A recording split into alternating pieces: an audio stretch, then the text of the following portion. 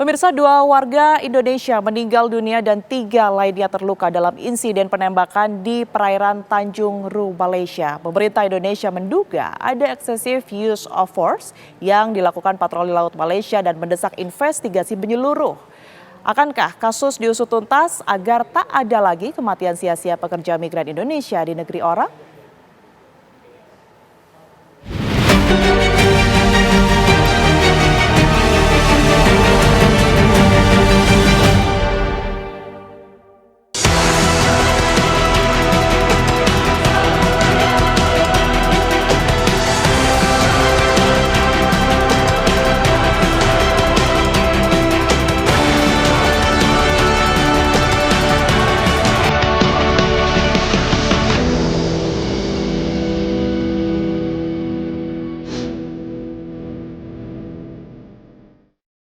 Tragedi penembakan warga negara Indonesia di perairan Tanjung Ru, Malaysia menjadi pengingat pahit betapa rentannya perlindungan pekerja migran di negeri jiran.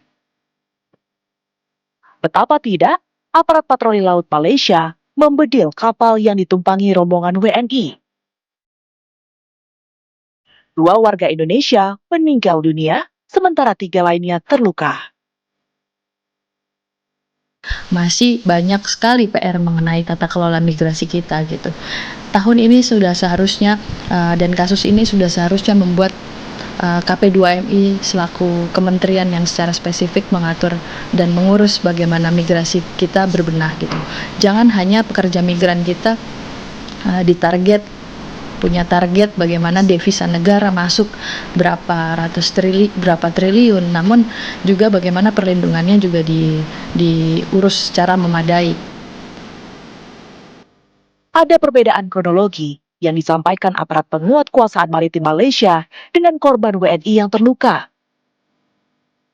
Meski Malaysia bilang penembakan terjadi karena dugaan pelanggaran batas wilayah, tapi tidak serta-merta membenarkan tindakan penembakan hingga menghilangkan nyawa manusia. Indonesia menduga ada excessive use of force yang dilakukan petugas patroli laut Malaysia dan mendesak investigasi menyeluruh. Pelaku penembakan harus diganjar hukuman. Kita jangan tergantung percaya dulu saja sama kronologi yang dilakukan yang dibuat oleh pemerintah, oleh KPPM. Yang kedua, kita harus dorong ini agar prosesnya transparan.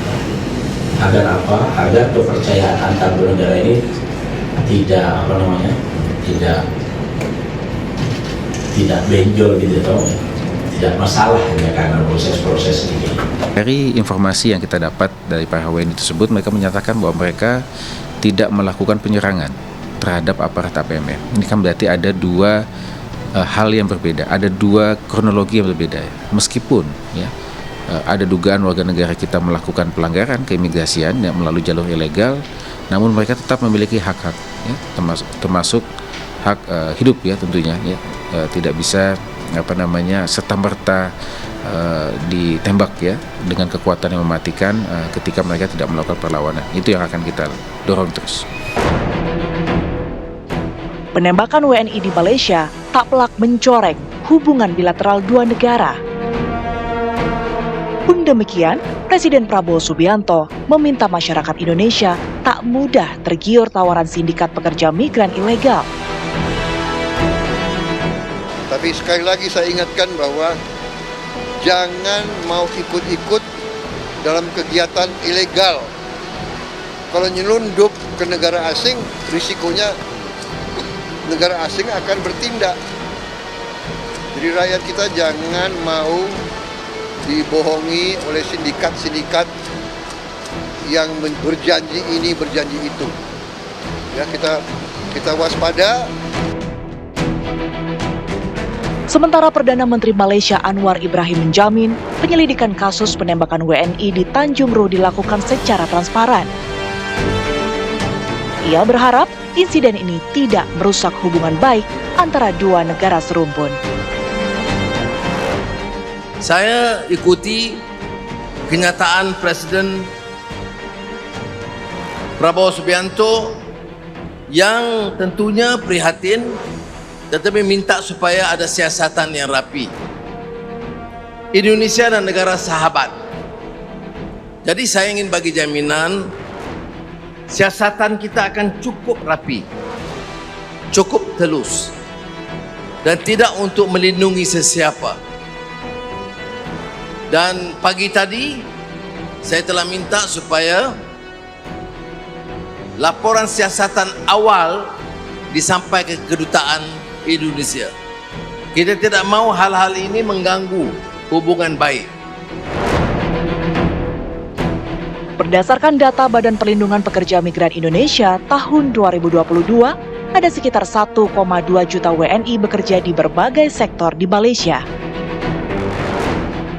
Namun di balik jumlah yang besar itu, para penyumbang devisa negara kerap berhadapan dengan persoalan eksploitasi, kasus kekerasan, hingga pelanggaran HAM. Migrancare mencatat, sedikitnya 75 kasus penembakan WNI terjadi di Malaysia dalam kurun waktu 20 tahun terakhir.